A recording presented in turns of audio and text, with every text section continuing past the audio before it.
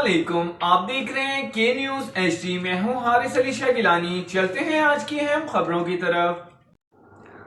رخ کریں گے کراچی کا، جہاں سے رپورٹ کر رہے ہیں ہمارے نمائندے خاور جعفری۔ آصف زرداری نے کہا ہے کہ اصلاحات سے پہلے الیکشن نہیں ہوں گے۔ پاکستان پیپلز پارٹی کے شریک چیئرمین آصف علی زرداری نے کہا ہے کہ 3 ماہ لگیں یا 4 ماہ، انتخابی اصلاحات سے پہلے عام انتخابات نہیں کروائیں گے۔ آصف زرداری نے خواجہ آصف کا وقت سے پہلے انتخابات کے امکان کو مسترد کرتے ہوئے کہا کہ نون لیگ سے طے ہے کہ پہلے قوانین بہتر بنانے ہیں، پھر الیکشن میں جانا ہے۔ جو بات کر رہا ہوں میاں صاحب کی مشاورت سے کر رہا ہوں۔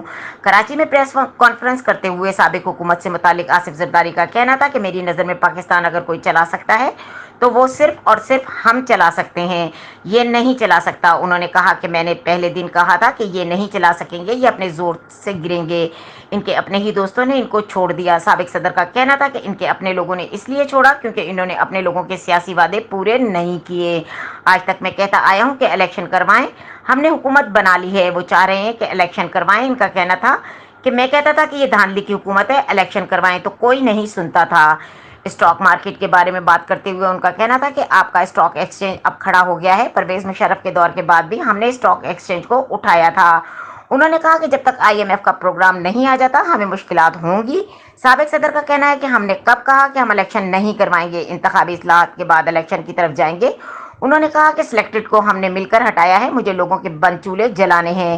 عمران خان کے جانے سے نئی انتخابات کے مطالبے پر آصف علی زرداری نے کہا کہ الیکشن میں جا کر یہ کیا کرے گا، اپنے 4 سال میں تو کوئی کام کر نہ سکا، اب الیکشن جلدی کروا کر یہ کیا کر لے گا۔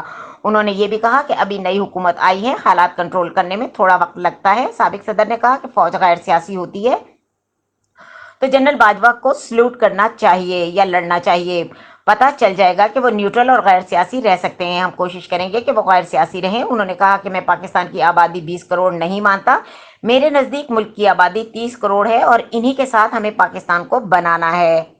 مزید خبروں اور اپڈیٹس کے لیے ہمارے ساتھ رہیے گا، تب تک کے لیے اپنا خیال رکھیے گا۔ اللہ حافظ۔